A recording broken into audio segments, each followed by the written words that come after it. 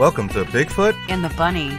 This is a couple's journey into the mysterious, the unknown, and the paranormal. I'm your host, Chris Carr. And I'm your host, Kristen Johnson. Together we are Bigfoot and the Bunny.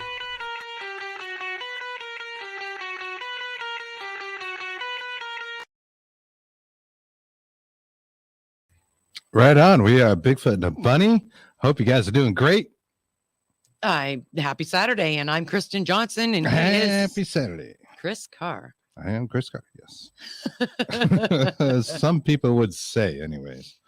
I hope you're all having a great week, and I wanted to give a special thanks to our friend Nathaniel Gillis, who came on as a surprise appearance on our Thursday show, talking about the disclosure to the Sun, which is a tabloid, and we were talking about that, of the 1,574 pages of ATIP UFO phenomena, which included things like mysterious pregnancies and soot, which we talked about a little bit, and radiation burns. Very interesting. Good Lord. Yes. Well, we really appreciate him coming on last minute and talking about it, because that is his ballpark, and he's been talking about that stuff for years. Yeah, so with all that coming out, he's actually validated. We also want to give a shout out to our friends at the Wizard's Table. Yes. The Wizard's Table, which is Ken Allen and Mistress B, who have our very good friend, Seraphine Hurley, on today. Yes. That show will be on just after this one on Facebook. And if you're not familiar with them, look up Wizard's Table. I believe it's also on YouTube and Twitch. And that'll be great. We love Seraphine, as you guys know. She's been on our show many times, and great friend. And we love Ken. And Ken is actually going to be in town coming up at the end of the month. And I can't say a lot. No, we can't. A lot about what he's doing and all that stuff, but we'll be getting together, and we'll let you guys know about that. And definitely getting some great food, because we're in Rhode Island, and Rhode Island, if they're known for anything, is food. Hello, Amory. We know how to eat. Yes, we Amory do. Young will be coming out. I have to tell you this area synchronicity that just happened. We were outside, and in the clouds, I looked up, and in the clouds there was a dragon's head. And I said to Chris, "Hey, look at this. There's a dragon's head up there." He goes, "I can't look right now." I said, "It looks wicked cool. You can see the horns and everything." He says, "I'm posting Amory Young's page, Rising of the Phoenix." As soon as I said that, I'm like, well, this is freaking synchronicity right there. I'm like, that's wicked cool. I didn't have my phone. Sorry, I couldn't take a picture for you, Ann, but it was there. Trust me.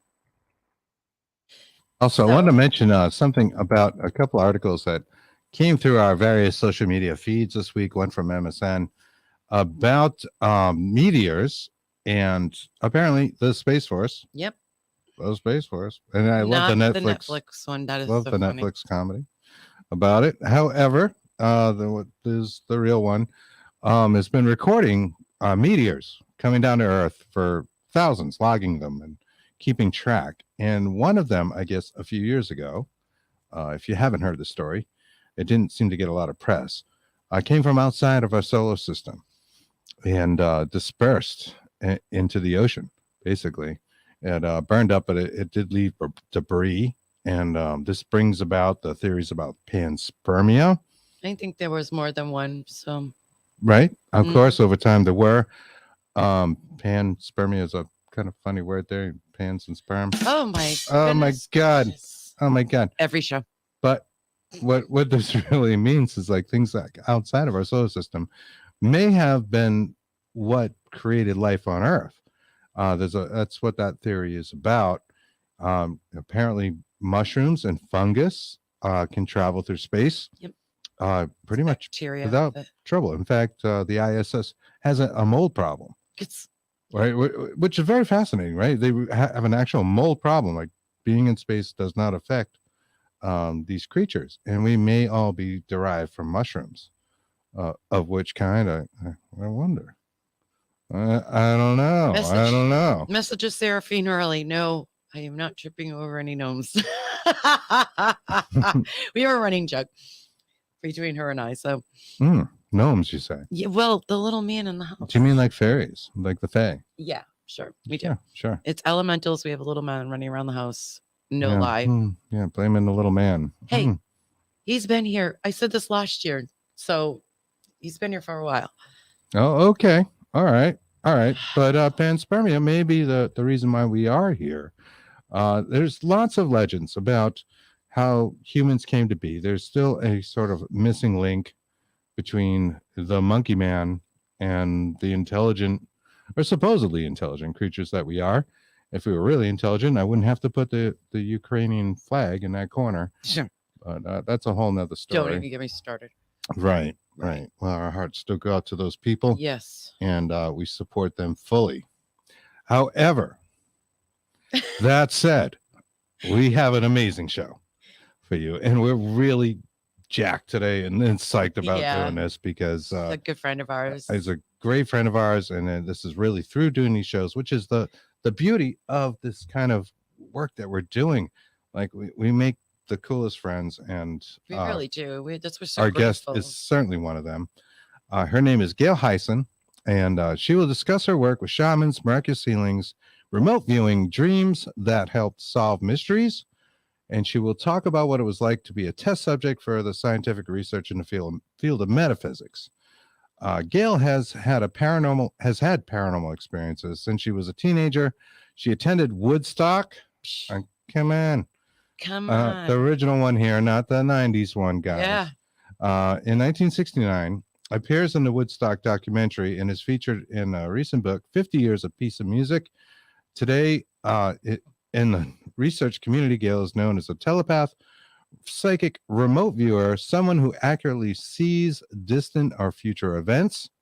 The chapter on telepathy within Dean Radin's international bestseller, Supernormal, describes one of many successful paranormal experiments with Gail as a subject.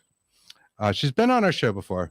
We talked about a lot of things. In fact, just now we were saying, oh my God, look at all the things we talked about, because we both listened back to the original episode. And it was like, wow. All right. Yeah, we covered a lot of ground, from alien abductions to all sorts of things. So we had a blast. Let me bring her on. But before I do that, one of the topics we do want to cover that we brushed on the last time was her initiation into Mongolian shamanism. Mm-hmm.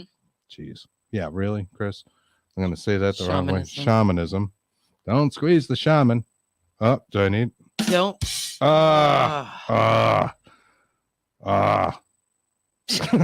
can't. I was starting at a low point, but there is something I wanted to show you guys. Some pictures of her and some pictures of what Mongolian shamanism looks like, and we'll bring her on and we're going to talk about that, and of course probably a lot of other things. So let me play that for you.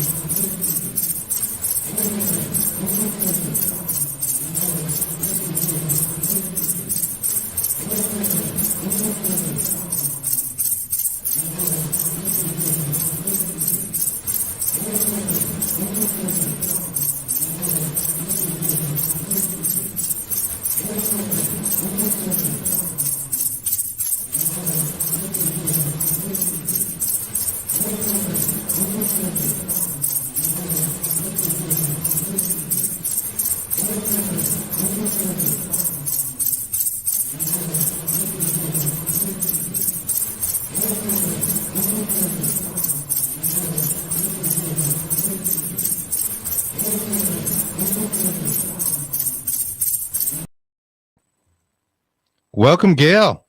Hey, it's wonderful to be back here again with you guys. It's wonderful to have you. It is you. our pleasure. Thank you so much. Yes. We've been looking forward to this for a long time. Months, yes. And I hope that intro is okay. I hope that's all right. That was a very beautiful journey there. Absolutely. And it's a beautiful culture. The colors especially grab me. I don't want to say costumes, but outfits and the wear, the tools involved. And I know you've spoken extensively about this on one of our heroes, Jeffrey Mishalov's show. And I absolutely want to recommend that people look up New Thinking Aloud and catch those. Because you went into some of the tools, and one of the episodes just blew my mind.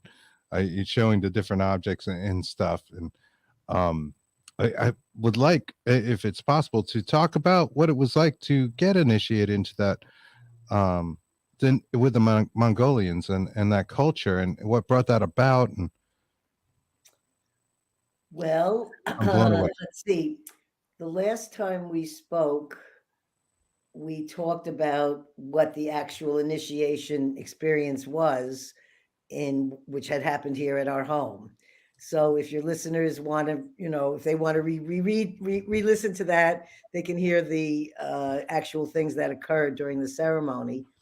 How it happened was all because a visiting shaman from Mongolia was here, decided that she'd seen a lot of spirits around me, and that I should be initiated into the Buriat Mongolian shaman tradition, which I found out that the Buriat, the color for that is yellow. And I had mistaken that it was a white shaman, but no, I was initiated as a yellow shaman, which there's different parts of the Mongolian shamanism where this is the part where this particular group, they follow Buddhism traditions in their Mongolian shamanic traditions, where someone from another group of shamans in Mongolia, they may be following the traditions of some other different part of the culture. But this is particularly Buddhism mixed with shamanism. Interesting. And how far back do those cultures go? Do we know? Thousands of years. When we visited the museum, in fact, one of the photos you showed was the head of a horse in silver, which is actually almost like, we kind of feel like it was like the Statue of Liberty of Mongolia, because you go inside the horse. And there's a museum there. And in the museum, because the horse is on a huge building, a huge pedestal, sort of round, giant building. And in that building is artifacts and things from the Genghis Khan era. Mm-hmm. And that's where I actually saw the little device to call spirit called the jaw harp. We call it a jaw harp, but Genghis Khan was actually using this during those times. And apparently each head of the army, like the different divisions in the army, they all played the jaw harp. And the jaw harp is known as an instrument to call spirit. And in those days, I think it was made out of bamboo and we see it now, it's mostly made out of brass. But in those days, it was made out of bamboo and bone and other metals. Oh, that's fascinating. That really is. And I've heard you talk about how that is how you do tune into spirits or a situation, get your mentally in a mode. And I think that's so interesting that it's tied to music. There's definitely a correlation between music and meditation and getting into a spiritual mode. Well, I think when, like, certain times when I'm hearing David play piano, my husband plays amazing keyboard and piano. Does he? You can tell all of a sudden where that the musician person is going into a zone where they playing and you can hear that it just sounds different than the regular playing of the music. So I think music is something, and sound for me, when I do shamanic things with people, it's all with sound. I'm not a musical person at all. I'm not like David, and I can't play any music, but there's something about sound, and then the way the brain waves and things work. I think all of this is what affects you. And also, like in a meditation, when you do chanting, when I've done 12 hours a day of sitting and walking and chanting meditation, the chanting meditation puts you in incredibly altered states, or maybe out of body. I don't know if that's actually the point. Maybe you're supposed to be in your body, but for me, I found those things make me go out of body. No, I agree. There is something with music. I'm like a little bit like you with the frequency and the vibrations and just everything. I love the sound, and I have a big thing with music, and I love the shamanic chanting and some of the bells. Some of the frequencies, though, like are very high pitched, and I'm very sensitive to that. But everything else is just music wonderful. in general, yeah, Right. I think sparks something in both of us, and we're very close to music. And I like to say I was a musician in a former life.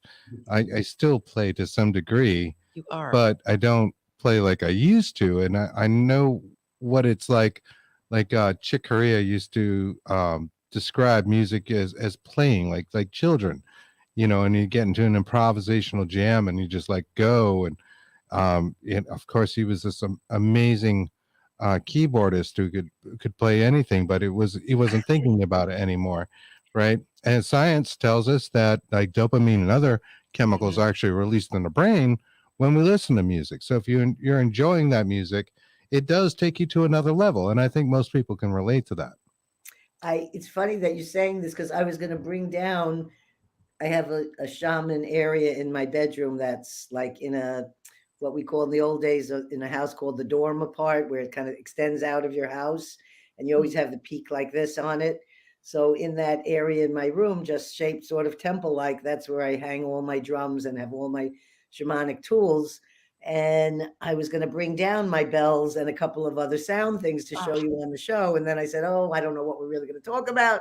So I only brought down the jaw harp and a pendulum, because I thought that might be something to share. Oh, no, it's totally appropriate, and it's no problem. And the jaw harp, that intrigues me because you're physically having this oral thing where you've got this tool in your mouth, and the resonation and how close that is Vibration. to the brain, the body. Those vibrations, I think, must play some kind of role, more so than even our hearing, I'll tell you what I getting into learned, that sync. because I didn't know anything about the jaw harp. They just gave it to me, and I just started playing it. And for some reason, I had an affinity with this, which is unusual for me for anything musical. But what I've done in recent is that I can do this from here to Mongolia, because I can contact one of my Mongolian shaman friend teachers, and we play with each other so that we're on the FaceTime or whatever it is, that however we connect there on the computer. And so she'll play for a while for me, and I'll listen to it, and then we record it, and then I'll play for a while and play back to her. And I discovered something, and then she told me, yes, that's how it works. I was playing with someone, and we were doing it, when I do shamanic things with friends or family, often it's with someone who's lost a loved one. And so I was doing this with them, and all of a sudden a new sound came out that I'd never heard of before. And it kind of reminded me of a Wile E. Coyote, a Looney Tunes cartoon sound, where it goes boing, boing, boing, like this. Well, I'll play it for you in a minute. And I was so joyed that I'd found a new sound, because I thought, like, wow, I only know this sound and nothing else. I don't know what else I'm supposed to do here. So I've never been given any instruction on how do you play this. But as I speak to the shamans, and we try to find, one of their young children will do the interpreting for me over there. They said you have to continue to play the jaw harp every day, and then all of a sudden new sounds will just come. And that's exactly, I mean, I can't say I have a lot, but I've had one new sound that has come. And I Oh, I was so think that's sweet true. about it. Yeah, It well, looked like- all musicians, like the more you learn your instrument, the more you find out what you can do with it, and the very And what it subtle does for you. subtle things make a real difference. I mean, I immediately think of like Jimmy Page taking the a bow to his guitar, the Les Paul, but there's very subtle things that musicians do, and that's what makes the difference between one guitar player or whatever it is they play and another. It's those subtleties, the things they learn and interpret and feel more than anything.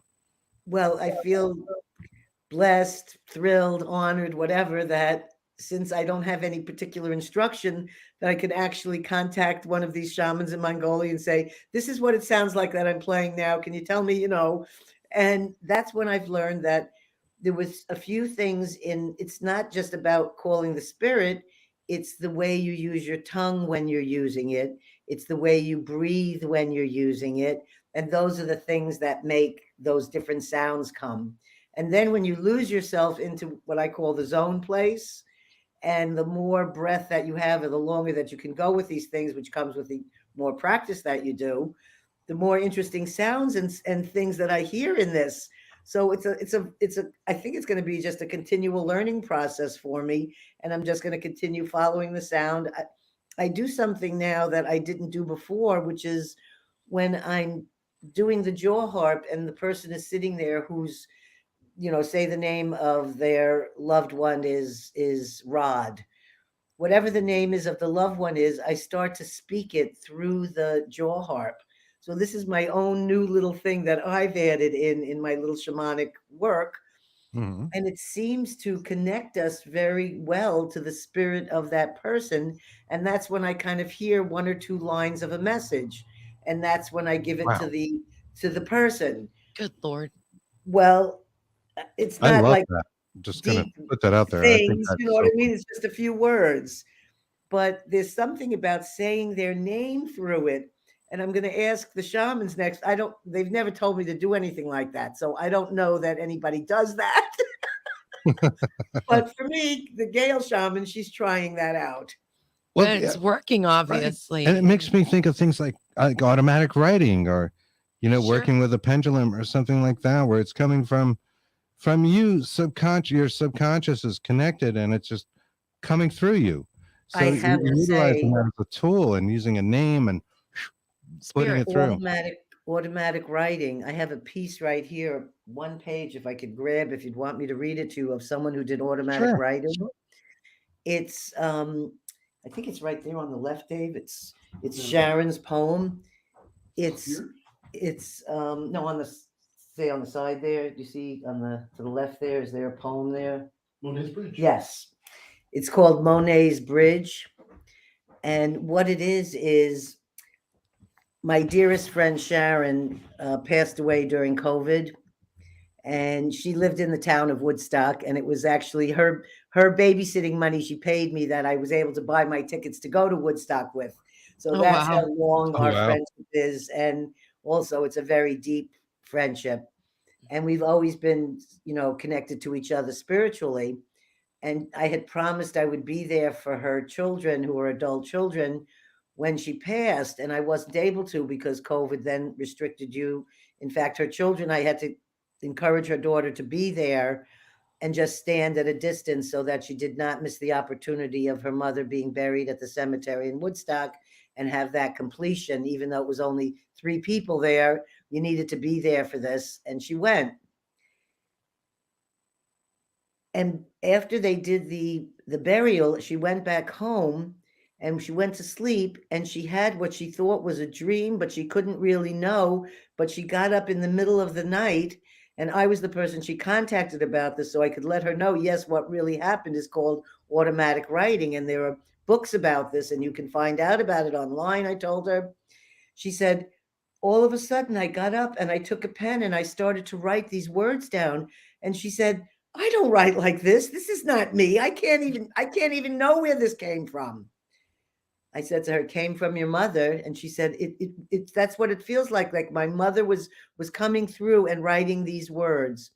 Wow. And her mother was this amazing artist who back in, I don't know, because she would have been in her late 80s now, what year it was, but when she was 16, her first painting hung at the Brooklyn Museum of Art in New York, and it was the first thing you saw when you came in. She'd won some, young person, teenage art contest, and she'd do oil paintings of, water lilies and beautiful things.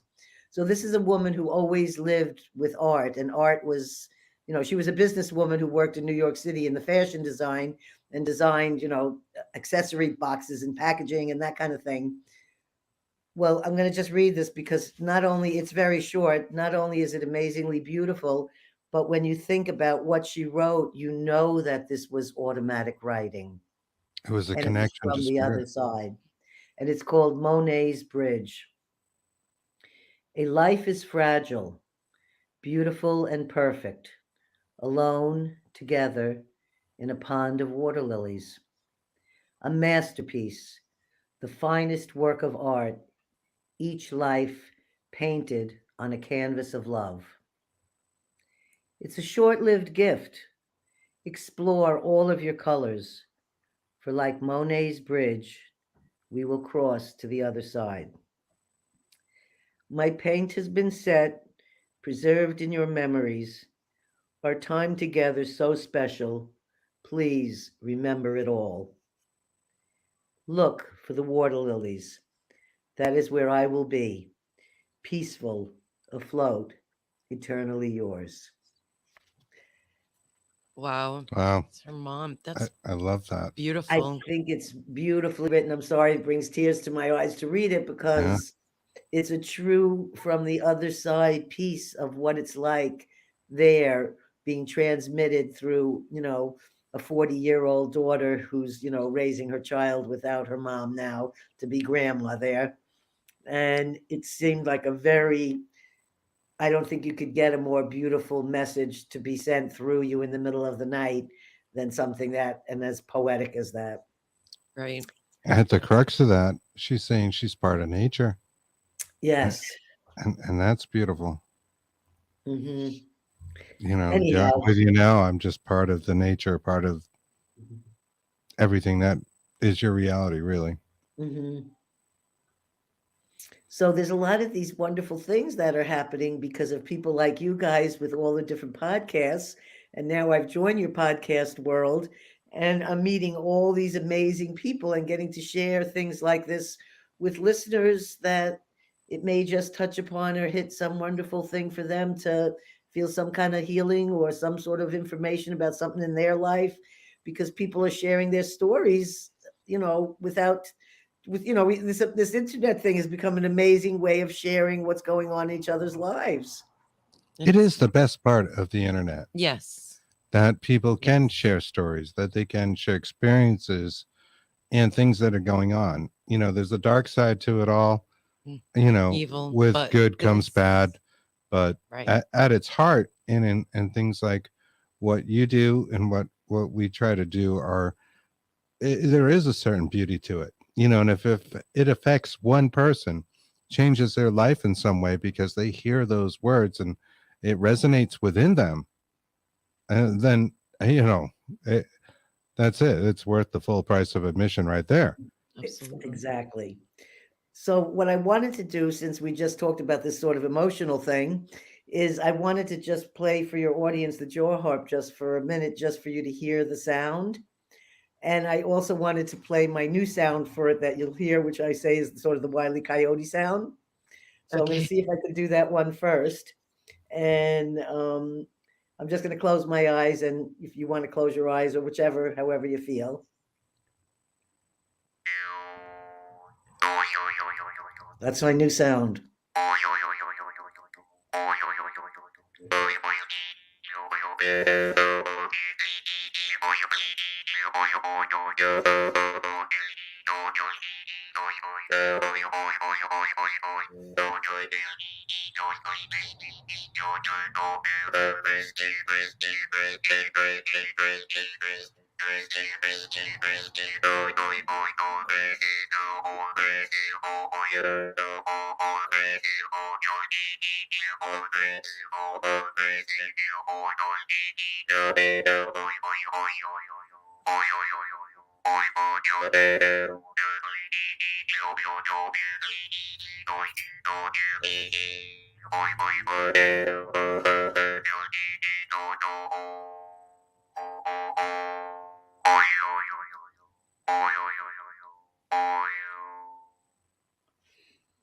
Wow. Wow, that was Wow. excellent. And we heard that. Yeah, and Okay, I don't okay. know if you're saying it in some way, but I hear Chris and Kristen through that. Yes, I was. And you said amazing. I heard that, and I was like, oh my God. Well, we think you are amazing, and that it is touching, and it's interesting. It's such an odd instrument to say, okay, I communicate with spirit with this, and from an outside point of view, they might look at that and go, well, that seems crazy or something like that. But there it is. It's genuine. And it is the thing that connects you and gives you messages. And we love that. We love that. I would actually like one. I think I'm going to get one because I love that. I love it. Resonated just with me somehow. It's the vibration. I love it. Well, I have a whole collection of them because they come in. I've often been given gifts from the Mongolians of the jaw harp, but the one that I found I like the best is this little teeny one. And I'm not sure. I think Vladimira might have given me this. I'm not sure if this was from Russia, Siberia, or Mongolia, but was from one of my shaman friends. I've been given other ones that they're just beautiful, that are bigger, different sizes. So, when you go online, look around it. I did get the traditional one that they sell at music stores. And yeah, that one I don't recommend as easy. Try to get the one that's more shaped like this. Okay. If you can. Okay. Thank you. In my hand. And it's shaped a bit, for those of us who will listen to this, because this will be an audio podcast, it looks to be brass. It's shaped sort of like a clothespin, I suppose. Would that be a good way to describe it? It has kind of a circle at one end, and it has a circle at one end, and then this is the flexible band in the middle, and that's the part that's a different type of metal, and it's very, you can flip it. You have to be able to flick it with your hand. Okay. Nice. It looks to be about 3 inches long or so, maybe 4. With the flicker. And just play with it. I find that playing it in nature, like I played it in Yosemite once in front of one of the falls, and a whole nother, it was like the most amazing, it just felt like an incredible connection with the falls, playing that together with the water pouring down. It was really magical. It's amazing. Don't forget to, hi, it's David. I'm still here. Hey, David. David Levitt, this is he was on the last show. And one hell of a guy. And we also interviewed you. And so in our archives, you can find that. Fun interview and learning both ways, and just loved it. I wanted to be sure Gail remembered, or that she communicates with animals as well. Maybe you should tell the horses story. Forgot that great story also, about the jaw harp. While I'm here, though, I just wanted to thank and congratulate you, because we're talking about sound and the opening of your show. I guess you said it might be new. It makes you shiver, and the bell-like sounds. I was absolutely thinking, I'm in the sky, I'm in the snow, I'm being led by Santa's reindeer. Wow. And it was twinkling so intensely now, and the word reindeer, I was being quiet before the opening. It was on my lips. And Gail whispers to me, looking at your fantastic array of photos, including several beautiful ones of her, and she says, "Oh, that's a reindeer shaman." Oh my goodness! We didn't have to say a word. And wow! I felt like I was in a really good Elf 3 episode or something. I don't know. It was just really great. So I just wanted to let you guys go back and not forget all of the great. Well, I'm glad he popped in, because he was on our last show, so we'll kind of keep doing this. Exactly. He was on the first show. We love that. Yes. And then we talked about augmented reality, which is, absolutely something that is going to be hitting people in a big way coming down the road. And it is coming out later this month. That's very mind blowing, called Reality Construction Kit. and I'll talk about it next time I'm on. Awesome. Great, wonderful. Awesome. Thank you. Anytime, my friend. Okay. Look forward to it. So I'm glad he reminds me about the other use of the jaw harp. When I just had begun using the jaw harp and I was just just getting involved with the Mongolians, I'm not sure what year it was. I think I'd already been initiated as a Mongolian shaman because that was 2011. And this was a conference in Kansas called the Council Grove Conference. And it's been around for 45 years or something. It was founded by Elmer Green and a group of, thinking people I can't remember. And when I went to the conference, I saw that somebody had brought these horses with them to the conference because the conference is in this huge, beautiful area that was originally, the reason it was called Council Grove, it was where all the Native American tribes would all come together, different ones, to have council and discuss whatever things they needed to discuss amongst themselves. And it had been given to the Boy Scouts of America or something. And so it was it was sort of kept where you can still go there, and they rented the space out for things like this conference. So there was plenty of room for these people to bring their therapy horses. And there were horses that are used for people, I'm not sure if people have heard about that, but where they have experiences where they might have a child that's having, autism. In fact, a woman went to the reindeer shamans in Mongolia, and there was a film made about it called Horse Boy, and her son was able to connect with the horse, and it helped in his healing progress, and he was able to progress a little further and be more communicative than he was prior to this with his autism. So I was there, and the horses were in their little pen out there, and everybody was in the conference listening to whoever the speaker was, and I just felt like I had to go out and play my jaw harp to these horses. So I figured horses are very big in Mongolia. These horses are going to like this. So I go to the horses and I go outside next to them, and I'm playing the jaw harp, and there's nobody there. I see a tent nearby, and I figure nobody knows what I did. So I leave and I go back to the building. And when I'm there, there's a man in a wheelchair who was a peacemaker from New Zealand, who was an amazing man, brother. I can't remember his name now, but anyway, really a beautiful soul. And I said, can I do my jaw harp on you? I just want to just give you a little sound healing. And he said, sure. So I'm doing the jaw harp on him as he's sitting in the wheelchair. And this couple comes up to me and says, are you the one that was out there by our horse playing this? And I said, yes, I did. I do something wrong? I'm so sorry. And she said, no. She said, we traveled a long distance from 2 states from here to get here with these horses, and they've never rested and they never slept. She said, as soon as you finished the jaw harp, we were in our tent. We looked outside the tent. You were gone, so we didn't know who it was, but our horses went right to sleep. And we've been trying to get them to sleep for 2 days. Oh, wow. That's amazing. Wow. Thank you for putting the horses to sleep. Wow. So that was Oh, my sleep animal is jaw a harp. very interesting subject in and of itself. Yeah. And I know in our first interview, we talked about an alien abduction, and that was really interesting especially because of the timeline. We were talking 1962, 1963. And, like the idea of grays and these short grays with the big heads and almond eyes weren't really a thing right then, but it turned you off to like the whole phenomena. And Yeah. you're like, Well, I don't what need it to cross that was bridge again. we lived in a vegan commune in 1962. And this was a real commune, not a hippie type commune. So everyone had different jobs and different positions. Someone else was like the mother to me.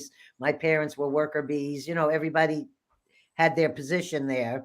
So we would have guests every Sunday that would come from places in Europe, places around the United States, to come and give talks about health and fasting and garlic and wheatgrass and all the things that people do now that I heard about back then. And that's, now I'm like, oh, Right. I know about wheatgrass again. Anyhow, one of them that came was a couple named Bill and not Bill, Dottie and Al Haley, Haley.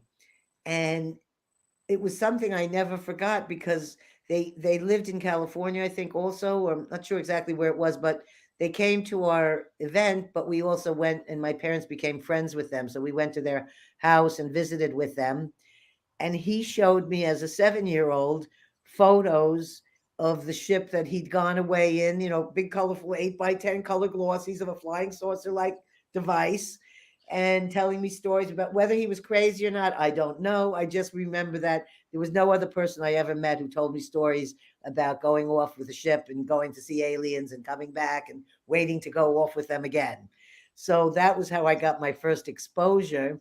And then as a teenager, I had sort of a horrifying experience that sounded like things I heard later about these grays and the almond. I mean, that was my actual experience, but I didn't think I wasn't sure if it was a nightmare or what exactly had happened during it. And now I listen to your shows and all these other shows, and I'm finding out, that I've heard my story being told by other people having kind of weird sexual experiences and seeing kind of, like honeycomb places where people were all kind of put inside. I mean, I don't know. They were strange experience. Yeah, it would take people like Whitley Strieber and John Mack and Bud Hopkins to kind of bring these kind of stories out that were talking to lots of experiences at the time. So one of the things you and I, the three of us, talked about on that last show was also how I had been giving, I was at a International Remote Viewing Association conference in Texas, and I was going to Hal Puthoff's house, and I mentioned that there was a woman in the back seat of my car, but I couldn't tell you who she was. I just remembered the story she talked about. Well, this last Wednesday, I went to celebrate my friend Russell Targ's 88th birthday, and I was bringing him lunch and having a wonderful visit with his wife and with my husband David. And I said to him, remember when we went on that ride and I was driving and you had some friend of yours in the back and she was going to go to France or somebody and talk to somebody who had been at Area 51 before he died because he was on his deathbed and la la la. And he said, yeah, that was Paula Harris. I said, I've been wanting to know that name all these years. I could not remember who this was. And he said to me, and I said, she said she was going to go meet this guy, interview him and write a book and all this. He said, well, yes, she did. And he gave me the book Wednesday, a couple of days ago. So here's the book. Have you seen this book before? Not yet, no. Okay, well, this is the book written by Jacques Vallée, who we know, we've heard his name many times because he's come and speaks. He was at Interval Research where my husband worked. He'd come to speak there and stuff. Mm-hmm. Anyway, so it's called Trinity. And it's by her and him, Paula Harris and Jacques Vallée. And it's the groundbreaking research in revealing a new UFO history because she gets the information directly. And you hear in here, she has the word for word conversations with the persons that were at these events. And, I want it. Yep. Yes, on the back, she has comments from the former Minister of National Defense of Canada and the former Deputy Assistant Secretary of Defense for Intelligence under Bill Clinton and George Bush. So, a lot of work, I believe, was done in this. But I was driving around in the car with this woman that I couldn't say. I told you about it on your first show. So like if I had been on your show 2 weeks ago, I couldn't show you these things. So I'm just saying the timing is always awesome. Interesting. So you've got the full. No, it's awesome. Jacques Vallée, we're very familiar with Jacques Vallée. Mm-hmm. And certainly we have watched tons of speaking engagements that he's done. I mean, YouTube is a wonderful thing, and educated ourselves because he's so cutting edge, and that's so funny. Now he has the book out with the woman you were talking about. So for our listeners, it's Jacques Vallée and it's Paula Harris, and it's called Trinity. That's the name of the book. Yeah, Trinity. yeah. You guys got to seek that out. If you're not familiar with Jacques Vallée out there in our audience, definitely look him up. Yes. If you're interested in ufology, because he is the current living leader in it, really, for, a lot of us. So that's fascinating. it's an odd that it would fall in my hands to be able to share on Yeah, your show and today. you get the call. Exactly. You're in the car with her. Right. Oh my gosh. It's synchronicity, Gail. I'm telling you, everything. There are so synchronicity many with things. us. There are things I can't even talk about on the air about those synchronicities that Yes. we talk about off air. Yes. It's Yes. crazy. It really is. And it's cool. It is really, It is. really It's cool. great. Linda It Judge has is. put up the link to that book, Oh, thank you, Linda. Trinity, the Best Kept Secret, basically found on Amazon. So I And, have not read it. As I said, I just got it a couple days ago. Thursday, actually, he gave it to me. It's only Saturday. And I'm looking forward to reading it because I'm curious to hear what the people said that were actually there. And when it's your deathbed, I don't think you're going to be making up what you're saying. You know, you're the end is here, and whatever truth you want to get out, you're going to say then. Exactly. That's So right. You're not putting up a show at that point. right, and you No don't matter have who you have- are, you're like, okay. Yeah. exactly. So I find that very interesting. So I'm looking forward to to reading that. And before we go back to the other things, I was wondering if I could share one other Russell Targ story. Since Absolutely. we were just talking Absolutely. We about love this. Russell. We think Russell Targ is an amazing individual, and I know you have a fantastic interview with him on your podcast, which I need to say this a few times so people know where to find you. Yes. A small, Yes. medium, at large on YouTube. You can find Gail. Are you on other medias as well? I think we're on Apple Podcasts, Spotify. It becomes an audio podcast and then goes out to pretty much all the outlets. Yeah. And I think Yeah. always the best thing is if they go to a small medium at large.co. That's my website. And that's how I that's how I got to re-listen to our show together, because all the shows I've been on and the shows I've done 17 podcasts now. So I have Dean Radin, Lloyd Auerbach, Russell Targ, Stephen Schwartz. So people in that, will know They were those. all And then amazing. Yeah. I've got all kinds of other Really characters coming. Interesting and intense people. I really want our audience to become familiar with these kind of people and yourself, because they are really kind of like leading the edge of like what science says versus what you might just think about, say, paranormal investigating and what a haunting is. Parapsychology is a fascinating subject. Like I told you at the front of the show, we love Jeffrey Mishlove, and I've been listening to him for years. He's been around for a very long time. In fact, just the other night we were watching an interview with him with Arthur Young. It was quite dated. It was an old interview, and his questions were so good, and he was just so articulate and following what he was saying, which was a complex subject at the time. He's an amazing, beautiful man and very brilliant. And I had accidentally or synchronistically, whichever way you want to look at it, had booked him to be on my podcast before I knew that he was in a contest called the Bigelow Contest. And the number one prize for the Bigelow Contest was $500,000. And it was all put up by this man who wanted the researchers and scientists or people around the world to submit an essay about whether there's proof of life after bodily death.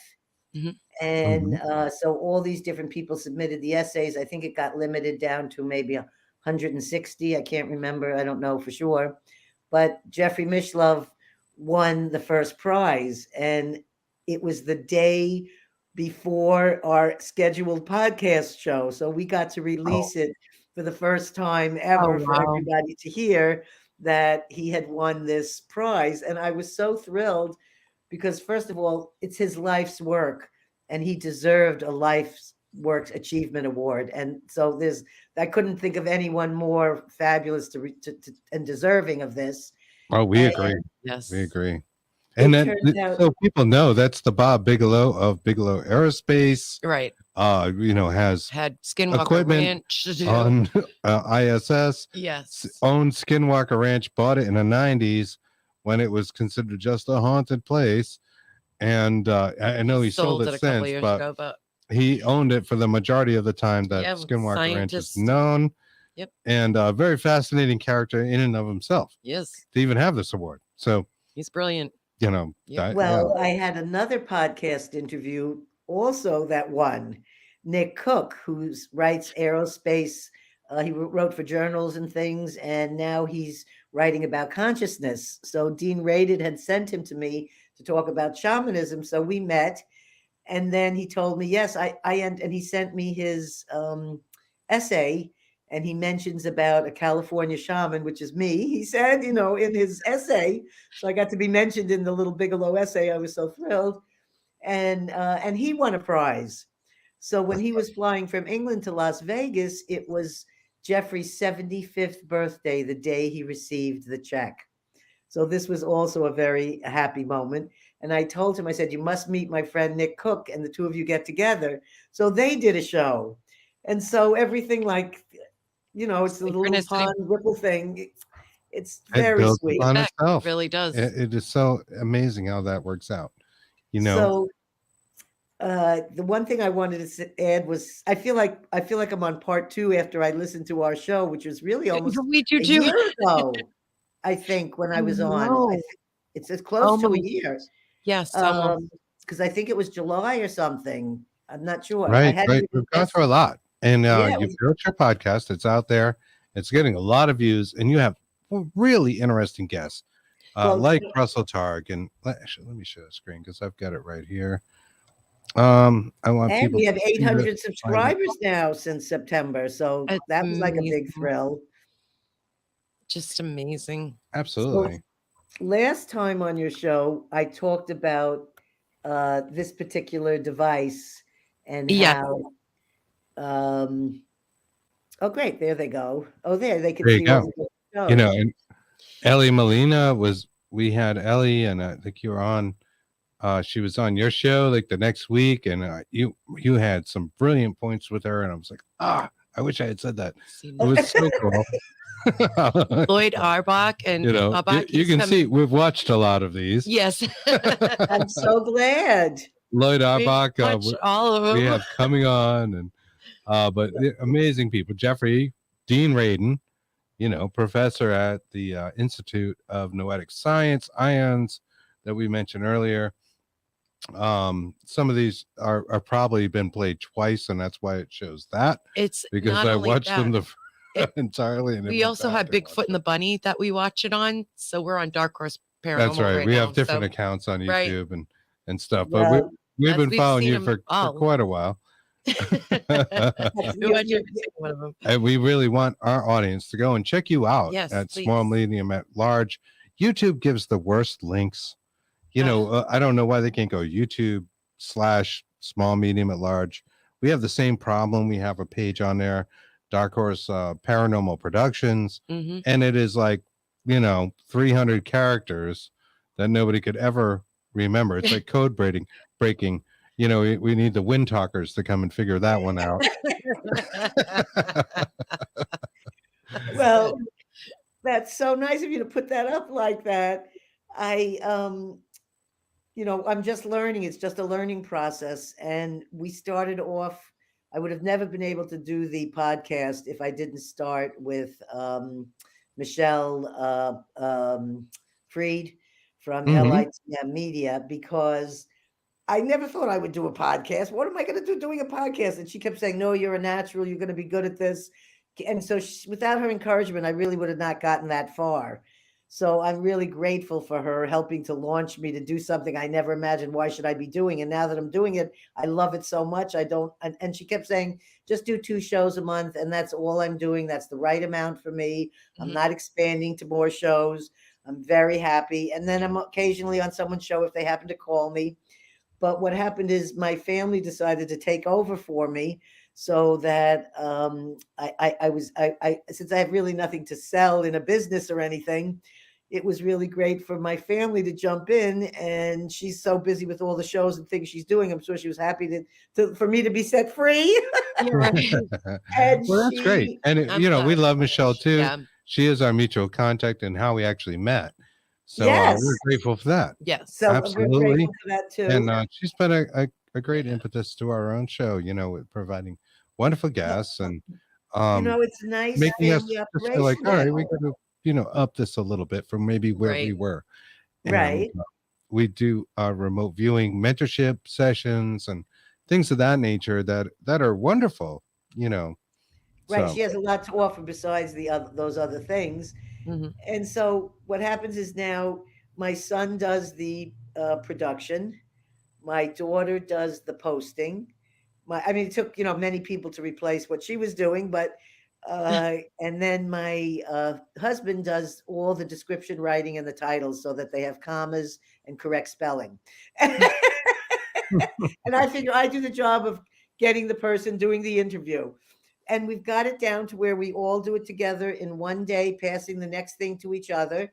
And the job is done. And it's a very happy podcast experience and no pressure on us. It's 2 days a month that we have to focus on getting it ready for the viewers. So sure, I just life want is everyone busy. to know Yeah, it's a joy. I understand. You know, we squeeze this stuff in. We do it because we love it and we're passionate about it. It's not making us rich. And we have to do other things. But Yes. do we enjoy it? Do we love spreading the message? Do we love giving Love a it. platform for people to hear something they would not hear in normal media? Absolutely. And you meet people like Anna Marie here that's on your show. I mean, I've had just the nicest comments and things from her. So I feel Amber- like I don't know her personally, but I feel like she's part of my fan club. And There I just you love it. She's like family. She's family to me. So her sister married my cousin and we went to school together. We Oh. grew up together. So yeah. And we hang Yep, out occasionally. And we hang out occasionally. Yeah. So when She she doesn't comes live up, close by, but you know, when she's in town, we get together. We went to Salem last year, and we I'm saw her just saying, in prepare for David and I's visit because we're coming to see you. I have the airplane tickets. We're looking October, forward. right? We love that. End of October, beginning of November, we'll be there. Okay, And awesome. you're the only people I'm making a special trip and go out of the way for to see. Aw, So sweet. you. Thank you. We So can't wait because it's you the know old we've relatives been a and lot you of guys. virtual hugs, but I need a real one. Yes, You I want a real hug. So I Yes. wanted to say that on our last show, I showed this device and told this story about how Russell Targ likes to call me every now and then with these. I've got something in my hand. Can you tell me what it is? Close your eyes. Yeah. And I tell him what it is. So in that one, it was like I said, it was like a sparkle thing, but it's on the other show. Yes. So he called me again since our last time together, and he asked me to describe something. And I came up with this description. I'm going to just read a couple of the description for you, and then I'll show your audience the item, and I'll try to pronounce it. But I said it felt like metal, and it was yellow and sort of bright. I said it was like a crystal energy. And then I'll show you. I drew a little oval shaped little thing, like looks like a sideways cigar or something. I said, all these lines are the same. And I kept repeating to Russell, the lines are all the same. And that it seemed like it could possibly, because we have something that they call AOL, which is analytical overlay, that Mhm. sometimes you say something, but it's not that object, but you say Your it. brain Drives me trying to make nuts. sense of the data. Right. that's And coming so to for it. me, it was that it was a bright religious sort of a symbol, and that it reminded me of like a bright heart with all equal lines coming all around. So here's the symbol of the heart with the lines coming around. And then here's the drawing. You see the tubular, I can't tell where there it is. You see the tubular drawing? Mhm. That like that. And Okay. and I'm saying it's metal, it's yellow, it's bright. So it turns out it's this metal, all same-sided thing called It's a icosahedron. yes. Icosahedron. Icosahedron. And Icosahedron. every side is the same. And you'll notice the little tubular thing I drew looks just like one of these little tubulars. Mhm. If you make it go straight. That's or true. sideways, Yes. right, like this. Yeah. The pieces. And if you look at it, it does remind you of a crystal in the sense of looking how crystals are formed. Yes. And it's actually an ancient symbol that is used in religious or spiritual things in the days of Greece, or so. I don't know when or exactly the story, but when you started to read up about it, it was like what I was describing as the essence of this piece. So when I had lunch with Russell on Thursday, he gave it to me so that I could have the piece that That's awesome. Just like he sent me the colorful, lights. He said when it's 99.9, he sends me the object. And I just wanted to express the joy of doing Yeah. this with him on these kind of spontaneous, and for him, I always come through. It just the way our relationship is and the way he conducts himself. I don't know. It always works. So I just want to say I'm really happy about our special relationship. And I wanted people to see that, yes, you can describe something over the phone without doing anything in particular. Absolutely. Right. Okay. And that's interesting too. One of the Yes. things we talked about was like whether you're reading people's minds and what did it mean to get a set of numbers or an address and name of a person to tell who they were, what were you actually gathering. That's very interesting. I think maybe we should let our audience also know about Russell Targ if they're not familiar. Russell Targ was one of the people that put together the Stargate program. He's a brilliant mind in parapsychology and has been for a very, very long time, working with the Stanford Research Institute.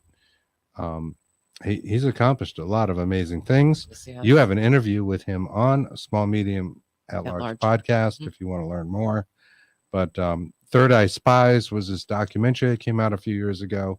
And I know we talked a little bit about that on the last show. Fantastic documentary about remote viewing. Well, he's coming out with another book. I have the manuscript right here. I'm not going to hold it up because it'll be his. I want to have him on my show to announce the new book. But he's an incredibly accomplished man who called up one day and said, I've got another book idea. And in 3 months, wrote a book, has a publisher, and it's on its way for the, reviews right now. I said, for some man who's 88 years old, whipping out another book in 3 months, and I'm still sitting on mine for 20 years. I said, this is an amazing accomplishment. And I said, you're just an inspiration. He continually inspires me. He does. 88 years old, and It's he's amazing. constantly working. He doesn't seem to stop. No, and also I've that was seen him another on thing. your show. I've seen him on other particular shows. I think that he just likes and comes out, talks about these things. He seems continually busy. He worked with David, your husband, to make those applications that we talked about. Yes. Yes. Stargate application that is available, and I love that thing. my phone.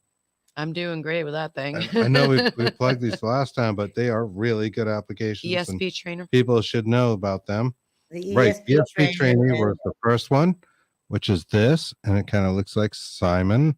Yeah, a that's little bit, ESP trainer. and if you I pick love the that. right one, Yes. there's a picture behind it.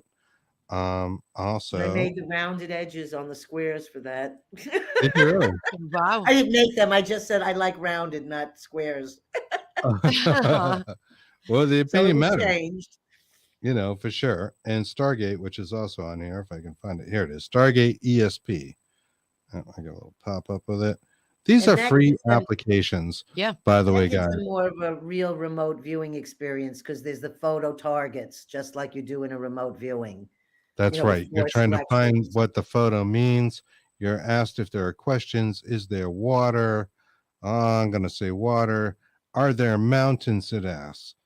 And I'm going to say, all right, we'll go with yours. And now I'm presented with 4 different pictures to let Mhm. people know. I don't know if you can see that on the camera. All of which have mountains. You You're want to pick welcome. one? You got to tap on one. We'll see if we get it right. We get them wrong sometimes, so it's okay. No judgment here. No. No, it was this one I tried. Oh, shit. I hit the wrong one. Okay, we hit the wrong one. I but hit the there wrong it- one, but that was the one I There wanted. it is. And it basically tells you if you got the right thing and what you got right in the photograph. And it trains your mind to think in these ways, which I think is sort of an unfiltering. Your gift that you have, and you're just so Yes. naturally adept at these kind of things. Do you ever feel that? Do you feel like the brain tries to manipulate, use a form of pareidolia, if you will, to change the data that's coming in? I think that the mind always comes in with something else, And that's why these two programs teach you how to listen to the other voice, not the voice from the brain, but the voice from whatever you want to call your higher consciousness, or the part that has no time and space. Mhm. That's the voice that's giving you the right information. The other's giving you information to sway you down a different path, because it associates, that's why, like they say with the AOL, with the analytic overlay, you're looking at something and it may be a bridge, but they don't want you to say bridge. They just want you to draw what a bridge might look like, and then determine after that if this is a bridge. Because when you say the bridge, then you've immediately attached to like the analytical part of the mind. Right. Mm-hmm. So Rationalization. it'll just keep showing and flashing bridge, Yeah. bridge. And that's when you have to put it down, take a break. And And also, Right. when I don't listen to that inner voice, then I kick myself later, because that's the one that said, pick that item up. You need to bring that where you're going. And then you get there and they say, oh, I need this item. And I'm saying, I heard myself say to go get it, and I knew I should have listened, and I didn't.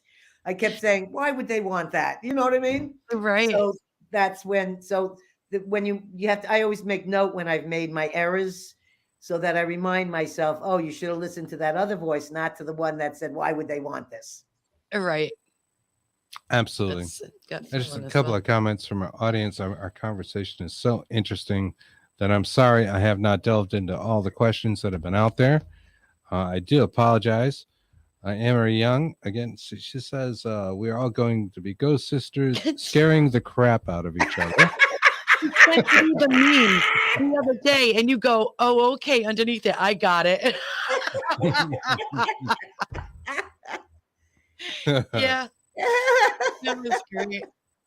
And let's see. Linda Judd says he had help from above to help write so fast. Wonderful.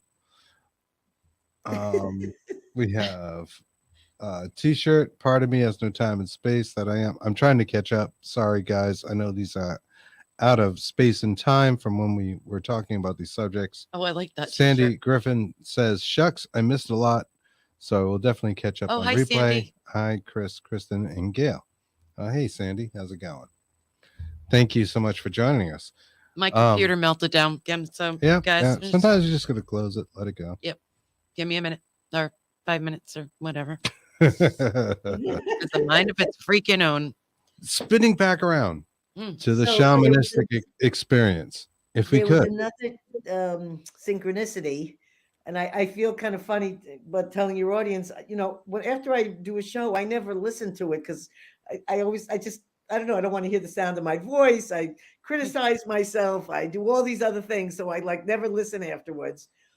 But then I realized, wait a minute, I should have done this yesterday. I didn't listen to the show I did with them. It's almost a year ago, and I don't want to repeat these stories. So we did exactly the same thing today. Yes. And going with this. As I'm finishing it, I realized, oh no, I don't want to say this, but I said, but there's things I need to tell them about what happened. Right. And there was one more story there, and then I think I've covered the film crew. Yes, the film crew. Yes. So when we were talking about Mongolian shamanism and the shaman Zagda that was here, I think it might have been her second time in the United States, or it might have been her first, I'm not sure.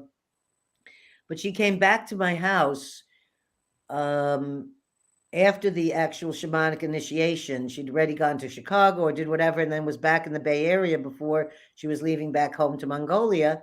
And she said, I want to come up to your place with some Mongolian people. And she came up with 30 Mongolians. And for whatever reason that day, because it was spontaneous, there was nobody here at the house except me. So these 30 Mongolians arrive, and I live in an orchard, so I have 15 acres, and there's a big redwood tree, which she had initiated me under. So she had all 30 Mongolians dancing around my tree, holding hands and singing these most beautiful Mongolian songs. And there was all different ceremony, and she was doing cleansing on each of the people there. One person was dealing with some alcoholism. She had done intense whipping on this man, and I checked on his whereabouts a few years later, and he still was sober and clean since that one day of the whipping. So it had Wonderful. really altered his alcoholism and changed his life and got his health back. So I'm just saying there's actual positive results I've seen from the work of these shamans, specifically this one, Zagda, when she was here. And she says, and mind you, this is 2011, so we're talking 11 years ago. That's part of the weird synchronicity of this. Mm-hmm. And it's 11 years ago, and she had said, I'm bringing up a filmmaker with me, and he's going to be filming the dancing and the songs and everything for Mongolians for a Mongolian documentary on shamanism. And the fortunate experience I had with that was that I got to sit, and I spoke about this in our last talk, I got to have a translator there to tell me how did she telepathically understand me and how we got into each other's heads. And she had described that she would think about something and then she'd visually see me inside her brain, and we would discuss it, and then I would produce whatever it is she asked for. Oh my gosh. So I got to know that only because of this film crew, because they were doing an official fancy interview, and they came with all the fancy lights, and we were doing this into the night, so we were doing this in the darkness. Well, it was posted on YouTube, and because I have that wonderful tech husband, he was able to somehow take it wherever it was. He was able to take it and put it somewhere on my computer, so I have 5 minutes worth of that actual 2 hours of filming. And it's an amazing little piece. And and it shows him interviewing the two of us. And I never knew how to find him again. So when I started doing the podcast, I was cleaning up my desk and a Post-it note fell out. His name was Mr. Suki, because we noticed that all of a sudden, a year or two later, everything was gone. You couldn't find any of the film footage. You couldn't find anything on YouTube. What happened? And I misunderstood. I thought the Mongolian people were upset that an American had been turned into a shaman. I always think somehow it's my fault.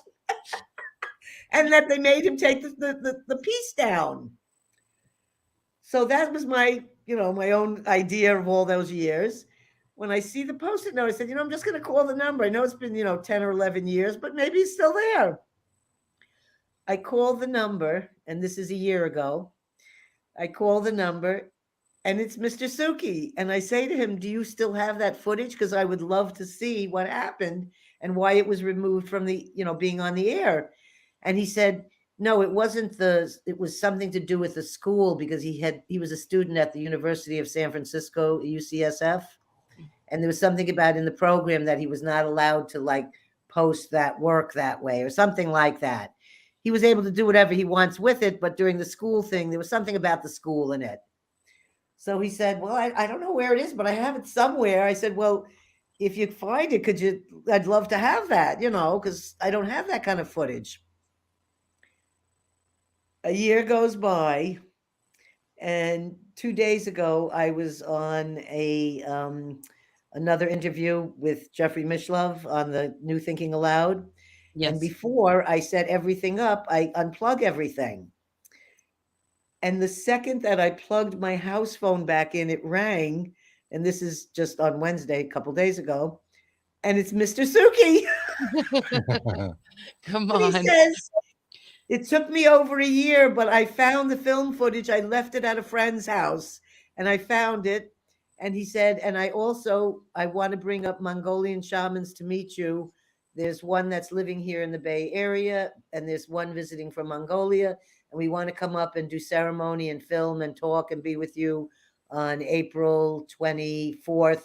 Are you available? Can we come at 11 o'clock? I said, of course, Sure, come on by. I come at 11 o'clock. And so the fact is, it's just that this happened 11 years ago. Only 2 days ago, he's found the film. Finally. Wow. That's great, Gail. I love that story. I love it. Because of the shows that we did 3 parts, 3 series on Jeffrey Mishlov's about the Mongolian initiation and Mongolian shamanism, which still I couldn't cover everything I could possibly say, but they've been watching it in Mongolia now. So they're watching New Thinking Aloud there and my YouTube. Great.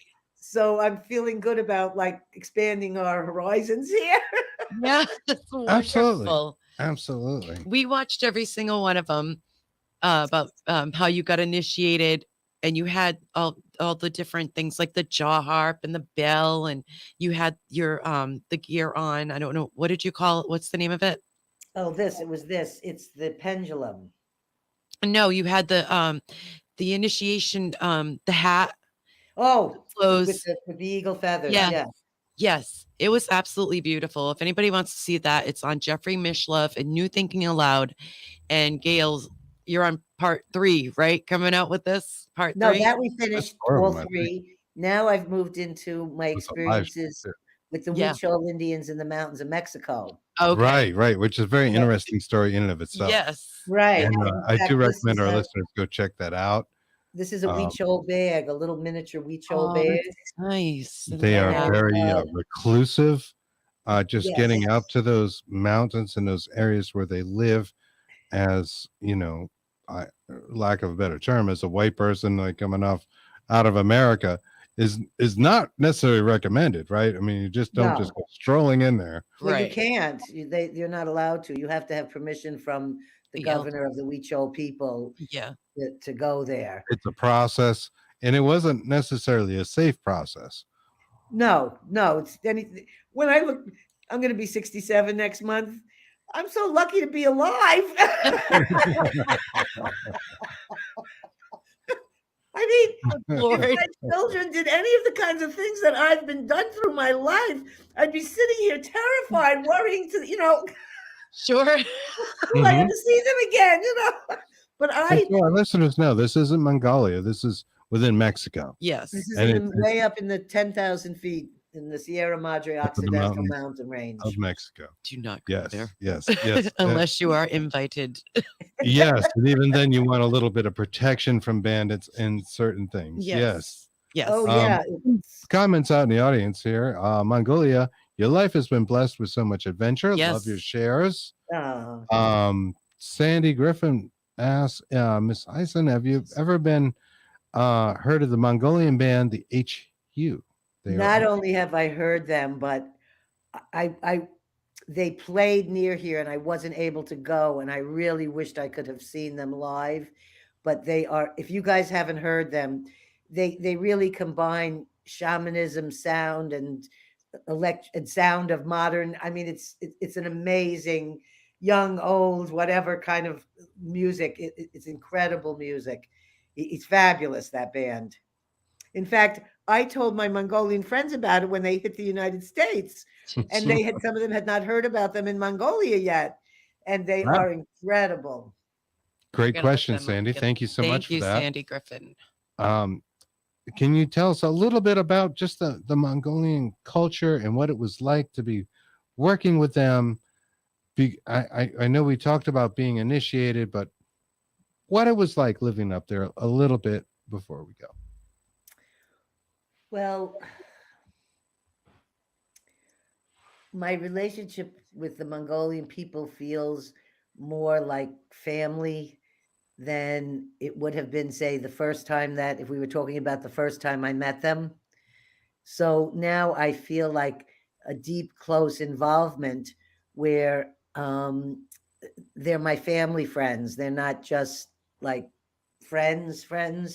So my dear friend Tugi, who is my best translator, and he was the first translator who we met in the first trip. He actually his second trip. He just brought his daughter to go to college at NYU, and all my family lives in New York. And so when she started her first semester a couple of years ago, she met my cousin and my aunt, and he met my uncle. And, even though I wasn't there, I introduced them to this wonderful woman, Karen. And all these people pitched in and helped out when COVID hit and his daughter was left alone in Manhattan and they closed the dormitories. And where was she going to go? This girlfriend of mine, who was the woman who produced the Woodstock 50-year book, that's how these things all connect so bizarrely. It's crazy. She had said, oh, of course we'll take her in. And she took her in for 2.5 months to live with them in their little teeny apartment in the lower east, the West Village or the East Village, and then upstate New York, where she helped them with their, they would make doing chickens and whatever. And she lived there with her daughters and them. It's not like these people knew each other. They took her in with open arms. I had relatives who said if we had more than a studio, we would be happy to help her out, but we're too, we have no room for our own selves. But there's this deep sort of connection of feeling like anytime they come here, that's any one of those family, we want to meet each other or see if we can do anything to help each other out. And I believe next year they'll be coming for 1 year for his daughter to be entering into a special high school. So we're in constant communication with each other. So when I'm thinking about a shaman thing and I don't know the answer, I could text him right away and he'll tell me what that means or what the significance is. So it's not like I don't have like I feel like my connection both with the Huichol people and with the Mongolian people is family now. It's a long-term relationship. It's not something that, oh, we had this special thing and I'm talking about the history of it. No, it's my Huichol Indian friend is here right now visiting me and helping me out with all my crazy, yard and things and whatever I need some help with.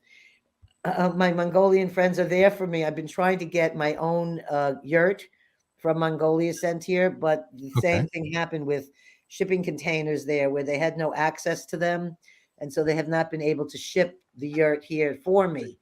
But they picked it all out. They had it all ready, and I want to set up a special spot I already showed them the spot. They were here and so it showed where you can look out and see the mountain and all over the view here.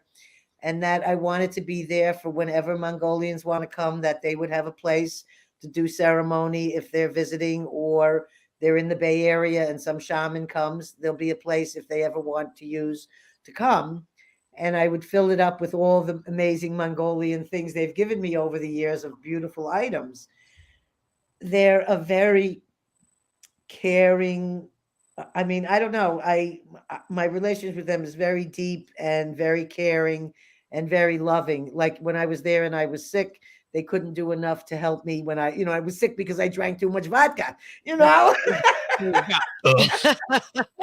But they were so gracious about all of it. You didn't feel so bad, Yeah. And when they come to my house, I see somebody wearing my slippers or something, it just, I don't know, it just warms my heart so that our relationship is, and we've shared in each other's families. So my children, I've brought them to meet their children. Their children have come and stayed here and stayed in my son's house with my son because they're the same age. So it's a very long, I want my dream would be that, of course, my relationships with these people last till the end of my lifetime and beyond. I'm sure. The bond is strong. Yes. The bond is strong. And that reminds me, I know last time we were, we've messaged each other, of course, since, but when we talked, we were both going through kind of a tough time with loved ones that were transitioning. Mm-hmm. And it reminded me, playing back the show that we did before, the year before, we talked a little bit about reincarnation. Mm-hmm. And I wonder if your thoughts have changed or deviated. We talked a little bit about consciousness. If you don't mind, could we talk about that? I know we're getting close to the hour and all that, but what reincarnation might mean to you within the Mongolian traditions and all the traditions that you've been exposed to. How do you feel about it? Well, like our dear friend who was here and lost his wife and brother in a 3-week period, just due to violence and things that have happened in Mexico. I don't want to go into the whole sad story, but I'm sorry. There's some sort of like, it feels to me like when I've been with my friends in these other cultures and there's death, there seems to be an easier letting go than I feel like in our culture. That's my own interpretation. Maybe it isn't. I don't know. But that's how it feels like when I'm with them, that the deep grieving kind of like, it's almost like that they're really sure in a knowing way that, like my dear friend's wife, like that she's in a better place. and it's with such a knowingness that I don't feel like they doubt that, or do you know what I mean? So Yes. Interesting. I feel like when they're talking about it, they're not thinking like, oh yeah, my wife is gone, my life is that. It doesn't seem like that. It's more like, oh, she's in the better, she's gone to a better place. Maybe I'll be joining her. I don't know exactly what their interpretations are, so I can't really speak about it, just that I've been there during the times of death with the Huichols. But with the Mongolians, I've not been there when they have died, but there are people that I know there who have died since me knowing them, like my first shaman, Zork Batar, who was killed in a car accident, him and his beautiful daughter, who had sat on my lap for my whole journey of 2 weeks driving around in a Russian van there. And she was the most beautiful girl, 16 years old. And his wife survived. And his wife is carrying on. She became a lawyer. It seems like around death, the people seem very strong in their life. It doesn't seem like they're debilitated in grieving. I don't know if they feel it's reincarnation, because there's a lot of Buddhism in Mongolia. Yes. So I would think that there probably is. I have to say, my feelings is I do believe in reincarnation, but I don't know what we're reincarnating into, when or how. I just feel that consciousness lives on because I've done too much mediumship work where I know I'm connecting to the spirit of a deceased person. And I don't know if I'm connecting to their invisible or their consciousness or the silver cords or the threads or the Akashic records. I don't know.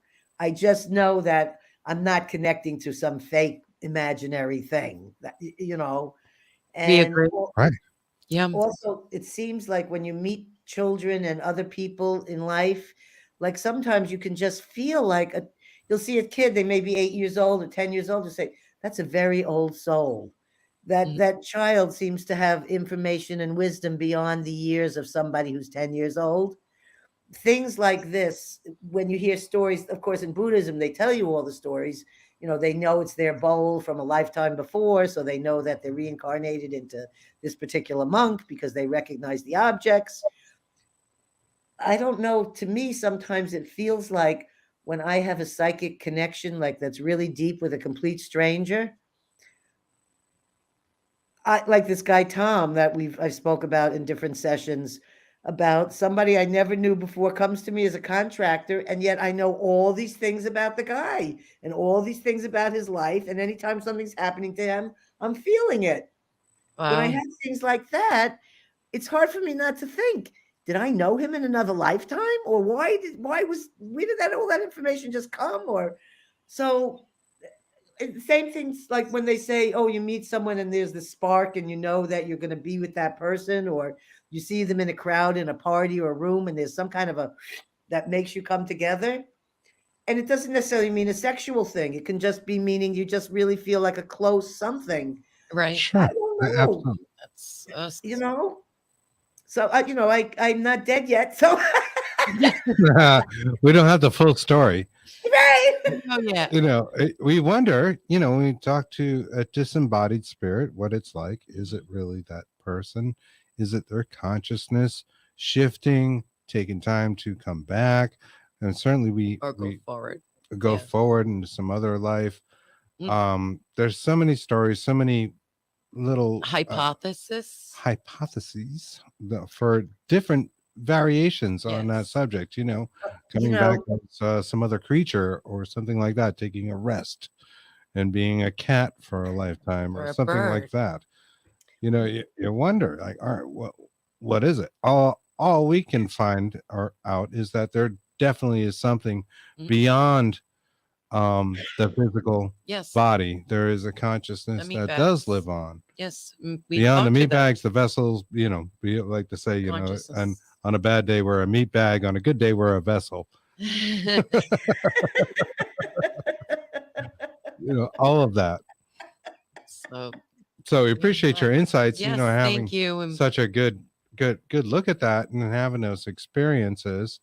I don't know. There are so many directions we can go in, but our show would probably be like 10 hours long. Yeah, more Well, than that. that And thing I'm about- sure, we all have to eat and do right, things. right. Eventually thing go on about- with our lives. Consciousness, that's the only one that I feel like a very strong conviction or something like that's, I'm sure consciousness goes on. I mean, that's the only thing I feel, and I can't give a weight to it or a physical item to it or anything like this, just that there's something about consciousness living on. And I want to leave you with a question that I asked on a show I was on in regards to UFO things, which was, is there consciousness with the person, whatever it is that's being contacted, that's on these different shows that people are having with UFO, discussing it with people? Is there been something discussed about a consciousness in the contacts or whatever that they're making? Well, consciousness is kind of the pinnacle, I think, of a lot of the research. We're trying to point it out in the paranormal research, but ufology has been looking at this for a while, right? With people like John Mack and Jacques Vallée. They talk a lot about consciousness in their writings. And I think it applies to all these things.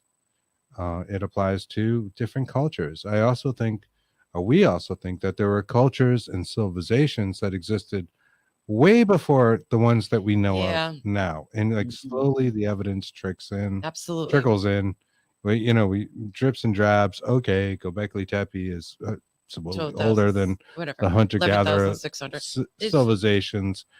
We started off the show talking about panspermia, which is the idea that something outside of our solar system hits Earth and grows. And that may be the cause for life here from some other developed civilization. We don't know. These ideas sound wacky. They sound a little out there, but science is slowly creeping along in that direction. And you can't ignore that, I just wanted to let you know why we're talking about this. I just got poked. Someone poked me in the back. So that's what I've been sitting here trying to figure debunk. I'm like, So but there's nothing there. So we're talking about different bodies. All right. Well, I'll just go with it. So if you see anyone behind me, please let me know, because I can't see anybody.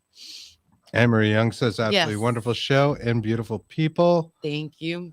And lots of great comments out there. Thank you guys. We love you all. You guys. And Santa of course, Cruz, as Joshua. always, stay with us too before we send, because we wanted to talk a little bit real quick. Gail Hayssen. Absolutely. Small, medium, and large. Look it up on YouTube. This podcast is fantastic. We watch all the episodes. Yes, we do. We love you. You're a wonderful person. And thank you so much for joining us. Thank you for having me. You're welcome. Excellent. Thank you. And that's all the time we have this week for Bigfoot and the Bunny. I hope you enjoyed our show. Please look up Gail. She is great. Seriously. And also go back in our archives, wherever you're watching us. Most likely you will find a copy of our last interview from last year, which we covered, including a UFO abduction, all kinds of things. It was super fun. Cool. And really fun. We love Gail. We feel a real connection with her. She's awesome. Check her out. Check out our podcast. And we'll see you guys Thursday. I believe this week we have Dr. Michael Lynch coming on Thursday night on the Dark Horse Paranormal Podcast. And we'll see you then. Have a great week. Be safe, everybody. Happy Saturday.